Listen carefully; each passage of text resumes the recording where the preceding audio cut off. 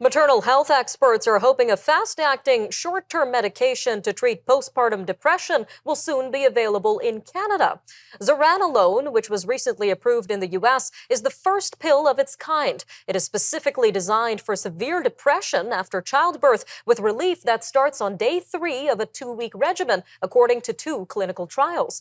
Dr. Diane Francoeur is from the Society of Obstetricians and Gynaecologists of Canada, and she told the media last week that the rapid response of the new medication will assure women who may fear prolonged use of general antidepressants. Well, joining us now to help us learn more about the issue of postpartum depression and this new treatment for it is Dr. Diane Francoeur herself. Ma'am, welcome to Forum Daily. Good afternoon. So just how pressing of an issue is postpartum depression, doctor? How many women experience this, and why has it taken so long to properly treat it? Well, we were not able to have the different drugs. The one that we have now, they're working well, but it just takes a long time before they're effective. Usually you start to have an effect like 3 weeks after the really bad symptoms start. So it takes forever. You just imagine you're lying in your bed, you don't want to do anything, you just want to die, you don't want to eat, you're not able to sleep, and you have a newborn that is there, and your husband doesn't know what to do with the baby, and yourself being so bad. So these days are very long for families. So that's the most important part of this drug, is that if we follow the clinical trial, they're supposed to be started to act as early as day 3 or 4. Obviously, these drugs were used as an IV regimen prior, and so we know it's working well. So the new one is going to be a pill that you can take. And the good thing of it also is that you're not going to have to take it for long. So that's good for women. Now, it's not available yet in the US. It's going to be there by the end of the year, but we hope it's going to be available soon in Canada as well. Hopefully, ma'am. Now, from the sounds of it, postpartum depression is a very serious condition. So let's unpack that a little bit further. How does this condition impact a mother's ability to bond with their child, and how does it impact their overall mental and physical health?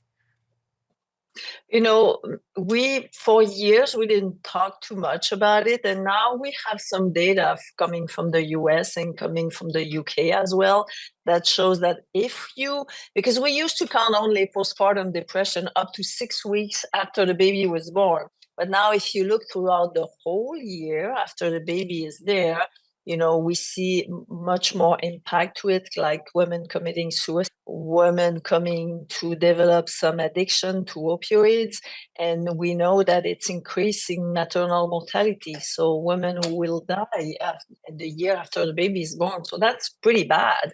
So we used to talk a lot about the baby blues that can come up to and touch 80% of women, but this is when you cry for no reason, you're so tired, you're exhausted, a newborn, especially when it's your first child, and if you don't have any friends or relatives, it's hard, especially for new families when there's just 2 parents and a child.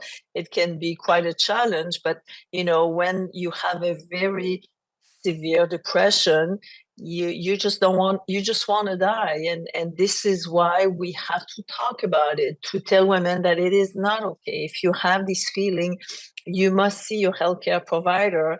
And that's why, doing prevention, when we know that there are some risk factors during pregnancy, we have to talk about it as a healthcare, because we know that when women open their heart and just start to have a conversation with an expert before the baby is there, they're not going to be as reluctant to wait until it gets very bad before they go and get some help. Sounds like a very terrible condition, ma'am. Definitely in need of being addressed. Now, just about a minute left here, but what do we know so far about the process of Canadian approval for treatments that are already FDA approved? How long should we be waiting for access to zuranolone in Canada?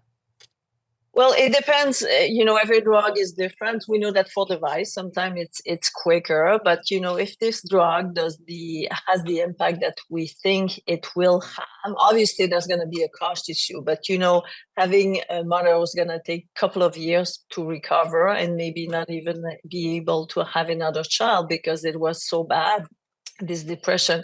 There's a cost on that as well. So if the drug does the work that it's supposed to do, be sure that we're going to advocate to make sure that it's going to be available in Canada as well. But for now, the company didn't ask for it, but this could go rather fast because there's already 2 clinical trials, and it's always difficult when you want to do a trial with women breastfeeding or pregnant women. But now, since the study has been done, we hope that it could go quicker.